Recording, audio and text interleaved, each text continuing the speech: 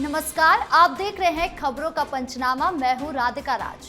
हम लेकर आए हैं देश और दुनिया की 5 बड़ी खबरें, जिस पर चर्चा करने के लिए हमारे साथ स्टूडियो में मौजूद है कैपिटल टीवी के editor in chief doctor Manish Kumar. Sir, आपका बहुत बहुत स्वागत है। धन्यवाद। खबरों का सिलसिला शुरू करें, इससे पहले देखते हैं आज की हेडलाइंस। असम में गरजे प्रधानमंत्री मोदी, खुद को भगवान शिव का भक्त बताया, कांग्रेस को कहा गद्दार।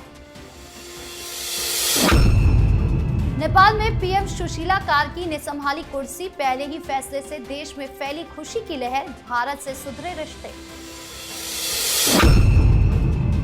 नेपाल फ्रांस के बाद अब लंदन में प्रदर्शन, सड़क पर उतरे 1.5 लाख लोग, पूरे यूरोप में सुलगी आग। बिहार चुनाव को लेकर आई बड़ी खबर, तेजस्वी ने कहा 243 सीटों पर लड़ेगी आरजेडी, कांग्रेस से बनाई दूरी। आतंकी फैक्ट्री चलाने वाले जाकिर नाइक को एड्स होने की खबर, मलेशिया के हॉस्पिटल में हुआ भर्ती, हॉस्पिटल ने साधी चुप्पी। खबरों में सबसे पहले बात पीएम मोदी की। आज प्रधानमंत्री मोदी असम में गरजे, पहले 18,500 करोड़ की सौगात दी, फिर कांग्रेस पर हमला बोला। उन्होंने कांग्रेस को पाकिस्तान समर्थक पार्टी बताया, साथ ही मां के अपमान पर कांग्रेस पर बरसे। पीएम मोदी ने कहा, आमतौर पर मुझे कितनी भी गालियां दे, मैं तो भगवान शिव का भक्त हूं, सारा जहर निगल लेता हूं, लेकिन जब बेशर्मी के साथ किसी और का अपमान होता है तब मुझसे रहा नहीं जाता। इसके साथ ही मोदी ने 2 मुद्दों पर राहुल गांधी को घेरा। भूपेन हजारिका को भारत रत्न दिए जाने पर कांग्रेस अध्यक्ष के बयान का जिक्र कर कांग्रेस को खूब खरी खोटी सुनाई। चीन के साथ युद्ध को कहा, 1962 में चीन के साथ जो युद्ध हुआ था, उसके बाद पंडित नेहरू ने जो कहा था, नॉर्थ ईस्ट के लोगों के वो घाव आज भी भरे नहीं हैं, और उस घाव पर कांग्रेस की वर्तमान पीढ़ी भी नमक छिड़कने का काम कर रही है। सर, कांग्रेस को लेकर आज पीएम मोदी ने आज इतने सारे बयान दिए हैं, क्यों भड़के थे? देखिए, प्रधानमंत्री मोदी आज असम के अंदर इसलिए वहां मौजूद थे क्योंकि अब वहां भी चुनावी सुगबुगाहट शुरू हो गई है। और प्रधानमंत्री मोदी हो, जनता हो, और मुद्दों की कमी तो प्रधानमंत्री मोदी के पास होती नहीं है। एक तो विकास का काम 18,500 करोड़ की सौगात उन्होंने दे दी, और उसके बाद जो अभी वो मुद्दे जो बिहार के अंदर भी इंपॉर्टेंट है उसको उठाया। 2 बातें जो नेशनल लेवल पे कांग्रेस पार्टी के लिए थोड़ा अनकंफर्टेबल होता जा रहा है, वो एक ये कि प्रधानमंत्री मोदी की मां को लेकर के जो राजनीति हो रही है उस पे उन्होंने कहा, लेकिन वहां उन्होंने चीजों को घुमा दिया। उन्होंने कहा कि मुझे जितनी गालियां हैं वो तो दे ही दो, लेकिन आप किसी और को जब गालियां देते हो तब मुझे बर्दाश्त नहीं होता। और उन्होंने भूपेन हजारिका साहब का जिक्र कर दिया। भूपेन हजारिका असम ही नहीं पूरे देश के एक जाने माने पर्सनालिटी रहे, भारत रत्न दिया प्रधानमंत्री मोदी ने। और जब उनको भारत रत्न मिला था तो खड़गे साहब ने यह कह दिया था कि सरकार जो है वो नाचने गाने वालों को भी भारत रत्न दे रही है। अब इसका विरोध तो बहुत तगड़ा असम के अंदर हुआ, इसका रिपरकशन भी होगा। तो उन्होंने मां के अपमान के ऊपर कह दिया, मैं तो जहर पी लाऊंगा, लेकिन भूपेन हजारिका का अपमान होगा वो नाकाबिले बर्दाश्त है। फिर उन्होंने चीन के युद्ध के दौरान नेहरू जी ने कह दिया था कि भाई वहां पे कुछ नहीं है, लेके जाना, वहां से भाग आए थे, सरेंडर कर दिया था। तो वो घाव उसको भी याद दिलाया। और सबसे बड़ी चीज उन्होंने कहा कि जब कभी भी पाकिस्तान के साथ युद्ध जैसी स्थिति होती है या कोई ऑपरेशन भारत करता है तो ये हर बार कांग्रेस पार्टी, राहुल गांधी ये पाकिस्तान के साथ खड़े नजर आते हैं। जी, खबरों में अब बात नेपाल की। नेपाल में सुशीला कार्की ने सत्ता संभालते ही राष्ट्र को संबोधित किया। पहला ही फैसला चर्चा का विषय बन गया। जेनजी खुश हो गए। कार्की ने आंदोलन में मारे गए युवाओं शहीद घोषित किया है। साथ ही मारे गए युवाओं के परिजनों को आर्थिक मदद देगी और घायलों को भी सहायता दी जाएगी। कार्की ने कहा, मुझे उन परिवारों का दुख गहराई से महसूस होता है जिन्होंने अपने स्कूल या कॉलेज जाने वाले बच्चों को खोया है। इन शहीदों के परिवारों को 10 लाख नेपाली रुपए की सहायता दी जाएगी। उन्होंने कहा कि नेपाल की सत्ता उनके हाथ में ऐसे वक्त में आई है कि वो इसे लेकर खुश होने की बजाय बड़ी जिम्मेदारी मानकर इसे सबके सहयोग से पूरा करेगी।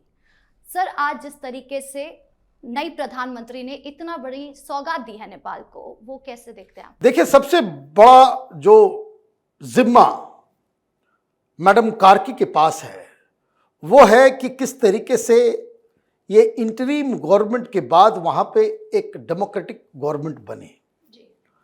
दो चीजें हुई। एक तो आपने चुनाव की घोषणा कर दी। अब ये जेएनजी वाले और तमाम तरह के अलग अलग डिस्पेंसेशन जो नेता भाग गए हैं, जो पुरानी पॉलिटिकल पार्टीज हैं, ये सब चुनाव की तैयारी में लगेंगे। अब वहां की जनता तय करेगी कि क्या ये जो जेएनजी जिन लोगों ने आंदोलन किया उनके हाथ में सत्ता दी जाए या फिर वही पुरानी पार्टियां सत्ता पे काबिज होंगी। ये अभी अनसर्टेन है, क्योंकि सारी पार्टियां जिसके खिलाफ आंदोलन हुआ उनको बैन नहीं किया गया है। तो ये आशंका तो है कि जब फिर से चुनाव होगा तो वो लोग वापस भी आ सकते हैं, फिर वही डार्कनेस। दूसरी चीज जो सबसे इमीडिएट था कि हिंसा का ये जो पूरा जो दौर चल रहा था नेपाल के अंदर, उसको कैसे रोका जाए।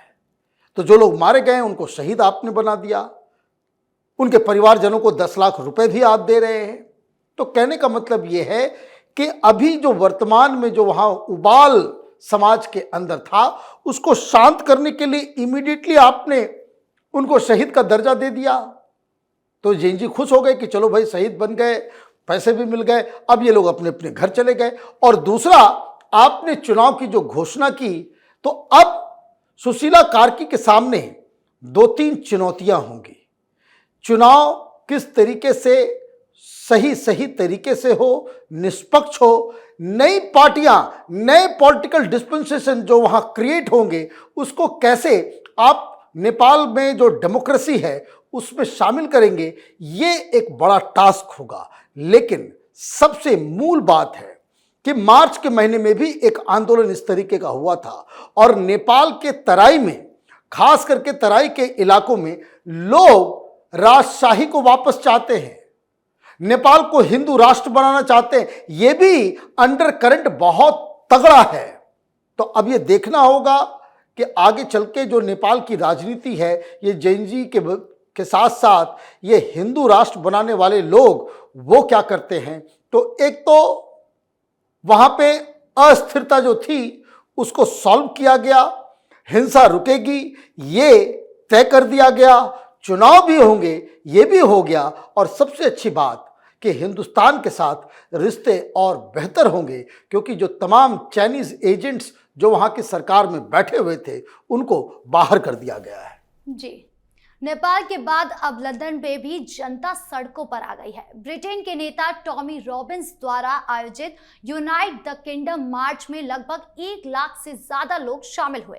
इतना ही नहीं, रैली के दौरान तब हिंसा भड़क गई जब रॉबिन्स समर्थकों का एक समूह पुलिस और काउंटर प्रोटेस्टर्स से भिड़ गया। इस हिंसा के दौरान पुलिस पर बोतलें फेंकी गई, अफसरों को लात मुक्के बरसाए गए। रैली के दौरान हालात बिगड़ने पर दंगा रोधी दस्ते तो तैनात करना पड़ा। इस रैली में 26 पुलिसकर्मी घायल हुए। इस रैली में 1,10,000 से 1,50,000 लोग शामिल हुए। वहीं इसके जवाब में मार्च अगेंस्ट फासिस्ट नाम से आयोजित रैली में करीब 5,000 लोग जुटे। इसके साथ रही वहां उपस्थित लोगों ने शरणार्थियों का स्वागत किया और फॉर राइट को खत्म करो जैसे नारे भी लगाए। सर, लंदन में अचानक से हिंसा कैसे? देखिए, ये अचानक से कुछ नहीं हो रहा है। फ्रांस में आपने देखा, अब लंदन में ये आग भड़की है। ये यूरोप के हर देश में यही होगा, क्योंकि जिस तरीके से जो इमिग्रेशन जो बाहर से आए और खास करके मुस्लिम पॉपुलेशन जिस तरीके से वहां आतंक मचा रहा है, जिस हिसाब से वहां के समाज, वहां की डेमोग्राफी को बदला जा रहा है। भाई आप लंदन चले जाइए, ऐसा लगता है कि आप किसी पाकिस्तान के शहर में आ गए। इतने बुर्के, इतना मस्जिद, इतना वो दाढ़ी टोपी वाले पैजामा पहने हुए लोग। तो कहने का मतलब ये है कि अगर आप किसी देश में जाते हैं, वहां के समाज के साथ घुलने मिलने के बजाय आप अपने ही दस्तूर को, अपने ही ट्रेडिशंस को, अपनी ही आइडेंटिटी को लेकर के जाएंगे और ये इस कदर बढ़ना शुरू हो जाए कि लंदन लंदन ही ना लगे, इंग्लैंड इंग्लैंड ही ना रहे, फ्रांस फ्रांस ही ना रहे, तो फिर वहाँ के लोकल पॉपुलेशन जो अब तक ह्यूमन राइट्स, लिबरलिज्म, डेमोक्रेसी, संविधान की दुहाई को देकर के इन लोगों को बर्दाश्त कर रहे थे, अब तो ये सिर के ऊपर इस पानी जो है वो चला गया है। तो ये जो लंदन में हो रहा है, ये तो इसकी आग पिछले 10 साल से भड़क रही थी। पहली बार ब्रिटेन के लोग सड़कों पे आए हैं इतनी बड़ी संख्या में। और ये जो पागल लोग जो हैं कि भाई इमिग्रेशन का स्वागत है, बाहर से आए लोगों का स्वागत है, ये लोग अब धीरे धीरे माइनॉरिटी में जा रहे हैं। और जिस तरह के लिबरल लेफ्टिस्ट गवर्नमेंट जहां जहां सरकारों में है, उनके लिए अब एक चिंता का विषय ये बनता चला जा रहा है। यूरोप के अंदर एक बहुत बड़ा बवाल शुरू होगा, स्थिति बहुत ही विस्फोटक है। जी, अब बात तेजस्वी यादव की। तेजस्वी यादव ने एक जनसभा में कहा कि वो बिहार की 243 सीटों पर चुनाव लड़ेंगे। इस बयान के बाद बवाल मच गया, सियासत में हलचल पैदा हो गई। तेजस्वी आज मुजफ्फरपुर पहुंचे, कार्यकर्ताओं को संबोधित कर रहे थे। जब 243 सीटों पर खुद लड़ने की बात कही, संबोधन के अंत में उन्होंने कार्यकर्ताओं से कहा, हम फिर आएंगे। आप सब ये समझ लीजिए कि बिहार की हर सीट पर तेजस्वी चुनाव लड़ रहा है। तेजस्वी पहले भी खुद को मुख्यमंत्री का चेहरा बता चुके हैं, जबकि कांग्रेस ने अभी तक पत्ते नहीं खोले हैं। माना जा रहा है कि तेजस्वी और राहुल में दूरियां बढ़ गई है। सर, क्या वाकई में तेजस्वी और राहुल में दूरियां बढ़ गई है? भाई दूरियां नहीं तो फिर क्या है? 243 सीटें आप कह रहे हो, 243 सीटों पे तेजस्वी ही लड़ेगा, तो राहुल गांधी क्या करेंगे, बाकी लोग क्या करेंगे? देखिए हो क्या रहा है, ये प्रेशर पॉलिटिक्स, किसको कितनी सीटें चाहिए उसको लेकर के बवाल मचा हुआ है। अब आपने घोषणा कर दी, अभी तो आप यात्रा से आए, उस यात्रा को कमतर साबित करने के लिए कि राहुल गांधी का बिहार में कोई साख नहीं है, आपने, तेजस्वी यादव ने अलग से एक यात्रा की घोषणा कर दी। अब वो अलग यात्रा करेंगे लेकिन अकेला करेंगे। अब इसमें राहुल गांधी नहीं होंगे। अब उधर ये घोषणा हुई, आज खबर आई कि राहुल गांधी बिहार के चुनाव तक 9 बार बिहार जाकर के रैली करेंगे। तो गठबंधन एक, राहुल गांधी की यात्रा, उनकी रैलियां वो अलग, रोड शोज अलग, तेजस्वी यादव का रोड शो अलग, यात्रा अलग, बयान अलग। तो ये क्या है? ये तो दूरियां ही है ना। इसका मतलब डीप डाउन अंदर जो है बंद कमरे में जो निगोशिएशंस हो रहे हैं वो फ्रूटफुल नहीं है। ये लोग आपस में अंदर खाने जो है एक दूसरे से ऐसे लड़ रहे हैं कि अब उनको बाहर आकर के इस तरह के बयान देने पड़ रहे हैं। खबर में अब बात जाकिर नाइक की। जाकिर नाइक को एड्स हो गया है। भारत का भगोड़ा जाकिर नाइक, जिस पर मनी लॉन्ड्रिंग और कट्टरपंथ फैलाने के आरोप है, मलेशिया के सनवे मेडिकल सेंटर में भर्ती कराया गया है। रिपोर्ट्स के अनुसार नाइक एक गंभीर और मुमकिन है कि लाइलाज वायरल बीमारी से पीड़ित है। हालांकि उसकी सेहत को लेकर कोई आधिकारिक पुष्टि नहीं हुई है। सनवे मेडिकल सेंटर मलेशिया के सबसे आधुनिक अस्पतालों में गिना जाता है, जहां HIV जैसी बीमारियों का इलाज होता है। अस्पताल प्रशासन और सरकारी अधिकारी इस पूरे मामले को बहुत सावधानी बरत रहे हैं। रहस्यमयी ढंग से मैनेज किया जा रहा है क्योंकि मामला मजहबी और राजनीतिक रूप से संवेदनशील है। भारत का मोस्ट वांटेड जाकिर नाइक 2016 से मलेशिया में रह रहा है। उसे वहां की सरकार ने स्थायी निवास दिया हुआ है, जबकि भारत लंबे समय से उसके प्रत्यर्पण की मांग कर रहा है। सर, जाकिर नाइक को क्या वाकई में एड्स हुआ है? देखिए, अगर एड्स नहीं हुआ है वो सामने आ जाए। ये 3-4 दिनों से ही बवाल चल रहा है। सोशल मीडिया में किसी ने रिपोर्ट डाल दी उसकी कि HIV-1 HIV-2 वो दोनों में पॉजिटिव बता रहा है। खबरें ये आ रही है कि उसको तो हुआ है, उसकी पत्नी को भी हो गया, उसकी बेटी को भी हो गया, उसके बेटे को भी हो गया, ये तो पूरा का पूरा परिवार जो है वो एड्स से ग्रसित है। अब छिपाया इसलिए जा रहा है, फिर क्या लोग बोलेंगे कि ये तो बड़ी बड़ी बातें करता था। इस्लामिक प्रीचर होगा अपने घर में, दुनिया के लिए वो तो आतंक की फैक्ट्री चलाने वाला, लोगों को ब्रेन वॉश करके आतंकवाद की ओर प्रेरित करने वाला एक दरिंदा है वो।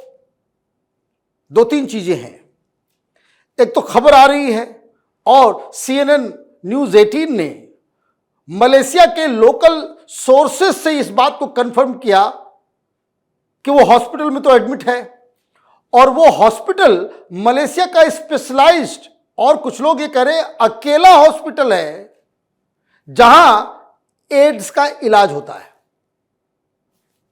आप वहां गए, अगर आप वहां गए तो इतनी बड़ी शख्सियत है, आप इतनी देश में आप जाते हैं, आपको इस्लामिक देशों के अंदर जो है बाकायदा किसी हेड ऑफ द स्टेट को जिस तरह से इज्जत दी जाती है उस तरीके से आपको इज्जत, आप बड़े आदमी हैं, तो हॉस्पिटल का दायित्व है कि वो हर दिन जो है एक मेडिकल बुलेटिन जारी करे।